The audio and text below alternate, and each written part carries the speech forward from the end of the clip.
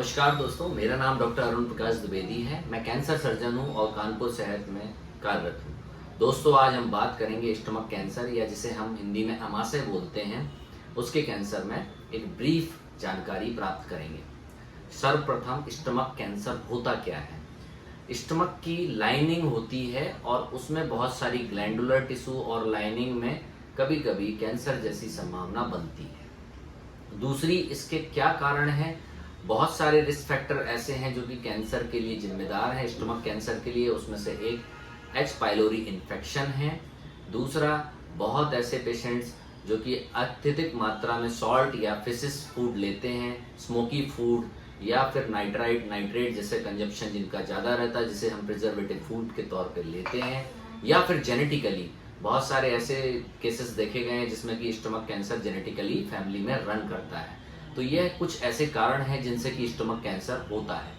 अब हम कैसे जानें कि हाँ, हमें स्टमक कैंसर की संभावना हो सकती है? जरूरी नहीं कि यदि आपको इंडाइजेशन या तो एसिडिटी की प्रॉब्लम है तो वो कैंसर ही हो, लेकिन कभी कभी ऐसा पाया गया है जब एसिडिटी बहुत अधिक मात्रा में है, साथ में आपका वजन काफी जल्दी घट रहा है और कभी कभी लैट्रिन में खून जैसी संभावना आ रही है, तो हाँ, आपको जागरूक होने की जरूरत है और एक एंडोस्कोपी जैसी सिंपल जांच, जिससे हम स्क्रीन कर ये पता कर सकते हैं कि हमारे स्टमक में ये सिंपल अल्सर दिख रहा है या फिर कैंसर जैसा अल्सर बन रहा है। एंडोस्कोपी विधि के माध्यम से हम इसकी बायोप्सी भी कर सकते हैं।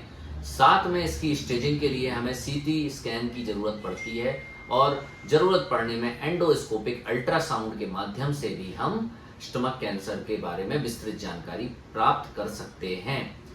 यह कैंसर साथ में आसपास की गुठलियों को भी इन्वॉल्व करता है, तो उनकी भी हमें जानकारी आवश्यक होती है अपने ट्रीटमेंट के दौरान। ट्रीटमेंट विधि की यदि अपन बात करें तो बहुत सारी ट्रीटमेंट विधियां हैं। उसमें से एक कीमोथेरेपी है, दूसरी सर्जरी है और तीसरी जरूरत पड़ने में कभी कभी टारगेट या इम्यूनोथेरेपी जैसी अन्य मॉडलिटीज भी इस कैंसर के लिए उपलब्ध हैं। मोस्ट कॉमनली ये एडिनोकार्सिनोमा वैरायटी का होता है, पर हाँ, कभी कभी अन्य वैरायटी जैसे लिम्फोमा, जिस्ट भी हो सकते हैं।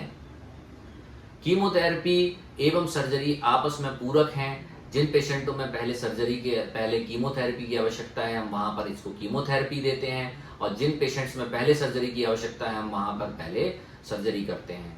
कभी कभी इमरजेंसी में भी सर्जरी करनी पड़ती है जब पेशेंट हमारे पास में ब्लीडिंग के साथ में आता है, हेमेप्टोसिस के साथ में आता है, तो हमें ऐसी कंडीशन में इमरजेंसी में स्टमक का पोर्शन निकालना पड़ता है।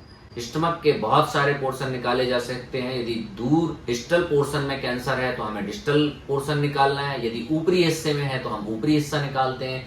जब कैंसर काफी मात्रा में पूरे स्टमक को इन्वॉल्व कर लेता है, ऐसी स्थिति में हम टोटल पूरा स्टमक निकालकर उसको नया ट्यूब बनाते हैं और इस तरीके से हम अपने पेशेंट्स को स्टमक कैंसर से निजात दे सकते हैं। प्रोग्नोसिस की यदि बात की जाए तो पेशेंट यदि अर्ली स्टेज पे है तो बहुत अच्छी प्रोग्नोसिस है, बहुत लंबी लाइफ मिलती है, और जब पेशेंट एडवांस स्टेज पे है, आसपास की गुठलियां काफी बड़ी मात्रा में हो चुकी हैं, तब पेशेंट्स की लाइफ काफी कम होती है। तो दोस्तों, हम लोग आए और screening program, endoscopic screening program में पार्टिसिपेट करें और इस कैंसर में विजय हासिल कर सकें। धन्यवाद।